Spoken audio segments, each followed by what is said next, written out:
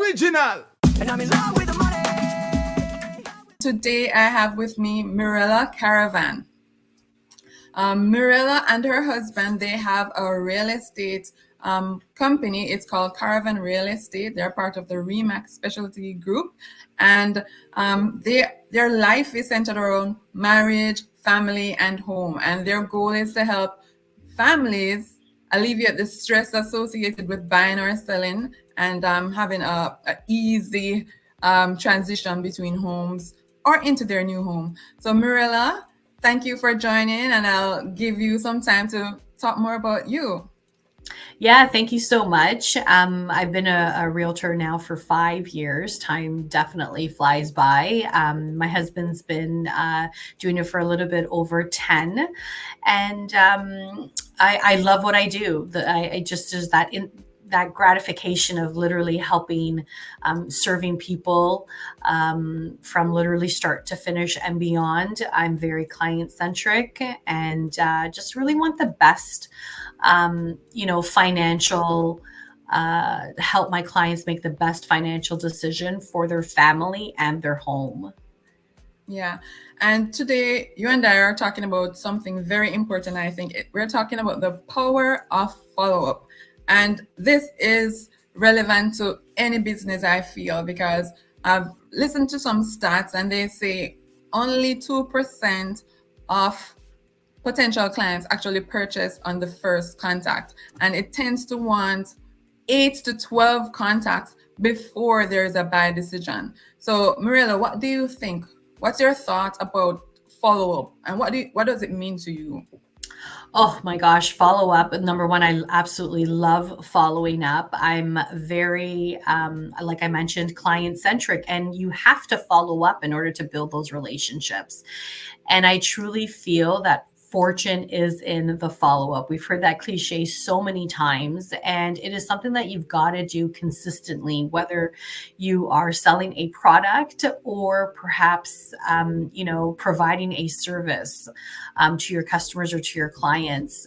It is literally crucial, I think, to any business. For sure, especially if 98% of persons that you reach out to don't actually buy on the first point of contact. So yes, the fortune is definitely in the follow-up. And you mentioned consistency. What does that mean? How important is being consistent with your follow-up, and how do you establish that in your process? Yeah, so your goal is to be top of mind with anyone. So for me, obviously, when they're thinking of a realtor, I want them to think of me, and the way that I do that is by consistently following up with clients, but also my referral partners, my business partners as well. And those are, people that I actually network with. I very rarely go to a networking event and then never go back. So I try to go to my core networking events every single month so I could see the people that I've known for the last 5 years, let's say, and always meeting new people.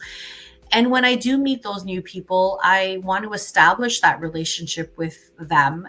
And then they come into my database. And what happens with my database now, I do have a CRM. So my CRM is amazing, where it basically gives me a little reminder of when I should be following up with a person. And this can be somebody who I've met at a networking event. It could be a friend. It could be somebody that I've door knocked and cold called, and I've spoken to them at their doorstep for 5-10 minutes, and then I've included them into my database. So for me, there are certain people that I may follow up, on a monthly basis, or because I see them at networking events. And then there's others where I could follow up like every 3 to 4 months. But consistency is definitely key. Yes, it is key. And the thing is, we're aiming to build long-term relationships, and that requires continuous touch points. And you mentioned who you follow up with. You mentioned referral partners, right?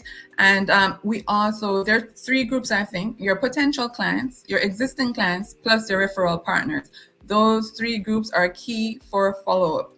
And the benefit, of course, is to stay top of mind, as you mentioned. So we're always there. If the need is there, they'll think of us first, right? So, Exactly. so aside from the CRM that you use, what other tools? Some people, I think, they might not be at the scale that they need a CRM, but they can use maybe an Excel template, right? Aside from a CRM, are there any other methods you use to connect with your clients? So when I first started, obviously I didn't have a CRM either. I Mm, started off with an Excel spreadsheet. And a funny story is I got hacked. My Facebook account and my Instagram account, but literally got hacked, not cloned, like it was completely deleted. mm, And thank goodness, because at the time I was building those relationships during COVID. And we all know what happened during COVID. Everything shut down. So I wanted to have these Zoom calls so I can build my relationships with these people that I was meeting online. And always remember that we're actually renting social media. We're yeah. renting the names that we've got on social media.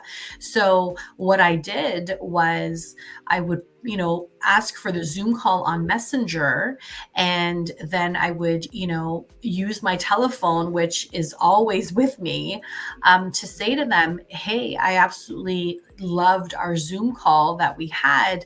I'd love to send you a personal note. Can you provide me with your, home address? And that's Mm, how I developed my database, is all through those Zoom calls and by obtaining their addresses and then later obtaining their email addresses.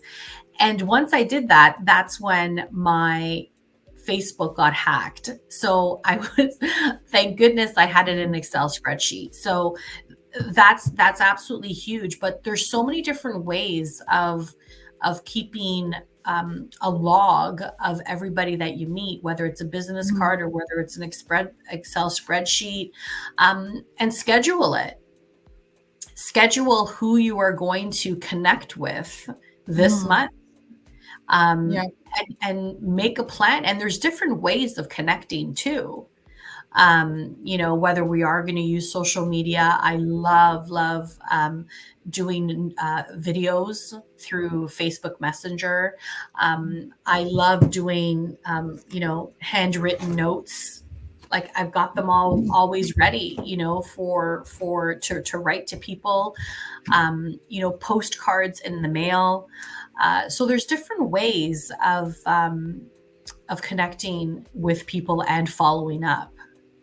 Yes, thank you for sharing all of that. And I'll just highlight a few of the points that you mentioned. When you are reaching out, you're wanting to get some information from the persons you connect with, their, of course, their telephone number, email addresses, because this opens up the avenues for you to keep in touch with them, whether it's a physical card that you mail out, whether it's an email, whether it's a text message. It allows you that flexibility and variety to reach out to them.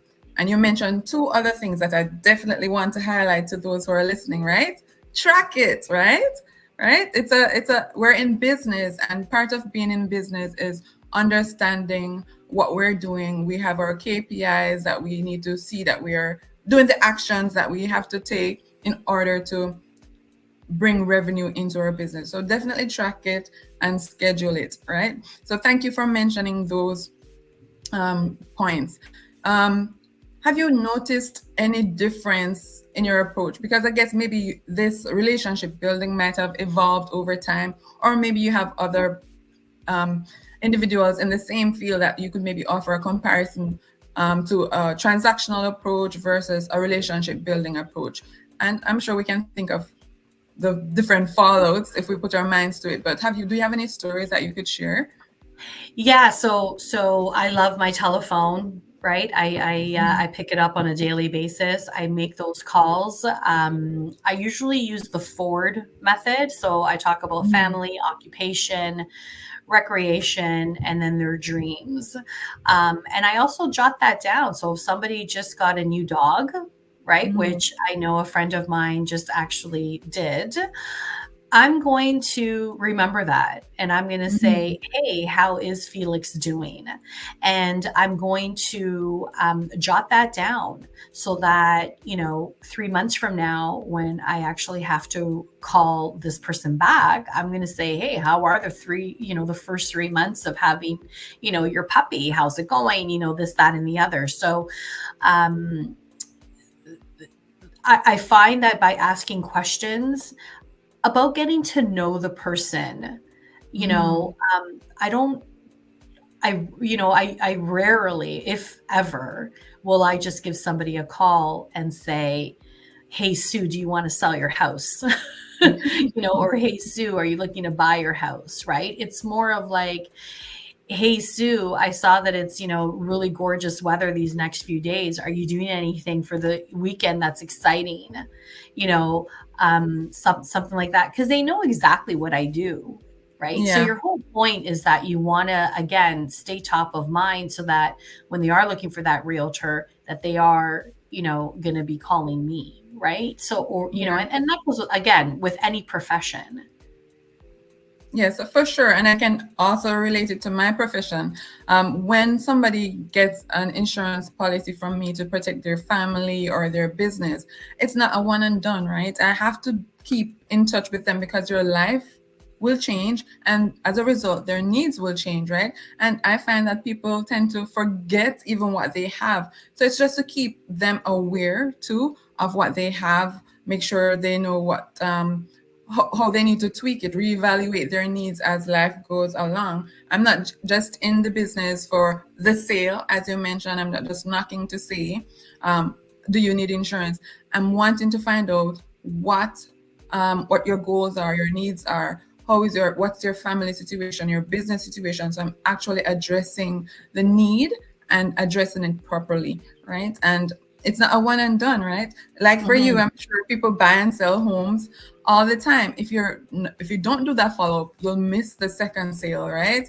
Or the second chance to help them get into a new home or a different home. Absolutely. Absolutely. And we truly feel that we are an extension to their family. So we start literally from the beginning, during the whole process, closing date. But it doesn't Mhm. end there, right? Whether we're sending out a birthday card or a home anniversary, card, or even just that telephone call to say, hey, how's it going? How are things going?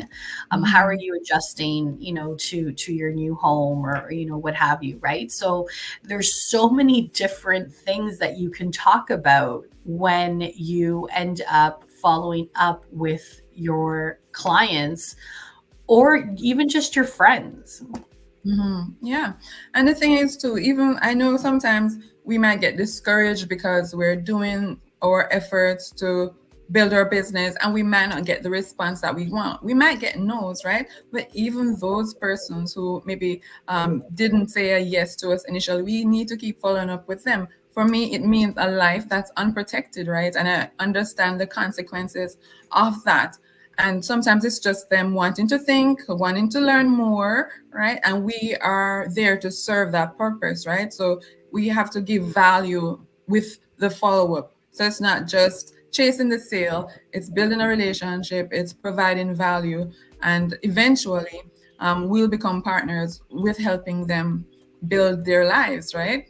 Exactly, exactly. And we do value through, whether it's through our social media. I've got people that I send a monthly newsletter to, so it's a physical, it's being mailed to them. Mhm. And then I also have my monthly e-newsletter that gets emailed to people within Mhm. my database as well. So that's another, touch point where our clients get to see us. Yeah. And there's also, yes, they know we're in business, right? So they ultimately know that us providing the opportunity for a sale is the ultimate goal, right? But it doesn't need to feel salesy, right? We need to be genuine in our approach. We need to actually listen to what they want, right? And add value. What other tips could you offer to someone to ensure that their follow-up efforts doesn't feel salesy? Well, that's where I come in with that forward, right? How I mentioned Mm, this, this earlier. I talk about their family, mm, right? How are they doing? I talk about work, their occupation. I talk mm, about recreational. What did you do over the summer? Did you travel anywhere? Or what mm, are you planning on doing this weekend, right? Um, and then I talk about their dreams.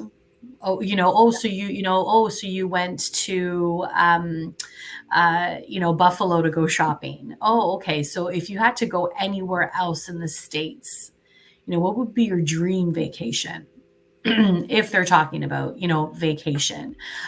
So there's these questions that you can ask, um, where you are following up because it's a touch point, but you are not being salesy because you genuinely really want to know about the person that you're following up with. yeah. And I love that you said that because being genuine, listen, and it is about them, right? About them. And we want to bring value to their lives. We want to ensure that the dreams that they share with us, we are enablers of those dreams, right? And it's an ongoing conversation, right? And we definitely need to be patient because, as we said before, the process might be a month, 2 months, 3 months, or even years. But what we are doing with follow up is telling them that you can trust us to be with you for that journey. Would you It's agree? like 100%, right? Rome wasn't built in a day. Right? We all know that. And there is a lot of patience that you definitely need. I think with any type of business, but you just can't give up, right? I can't, think that if I door knock on somebody and, oh, I've been here forever, I'm an original owner, I'm never going to move. Well, hey, you know what? You never really know what's going to happen, a Yeah. year from now, 2 years from now. You may have different health circumstances or what have you. And it's my job to stay in touch with this person that I've met, that I am willing to build that long lasting relationship with, Mhm. that should their circumstances change, again, that they'll think of me,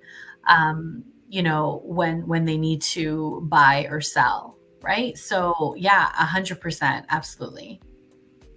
Well, thank you so much for sharing the gems that you've offered us. We've touched on a number of things. What does follow up look like? The different things we can incorporate into our process because it's part of our process that we can keep in touch with our clients and provide them value on an ongoing basis, right? And Mirella, is there like a parting tip that you can offer to anyone listening, like a key takeaway that you'd want them to remember, if nothing else? Schedule, because prospecting is absolutely huge, and track it. So once you've obviously spoken to somebody, you need to track that first time, and then when will you track or give that person a call the next time. So it's schedule and then track it. All right, so schedule and track it. Act as if you are running a business because you are, right? And another takeaway from my end is just remember it is a journey.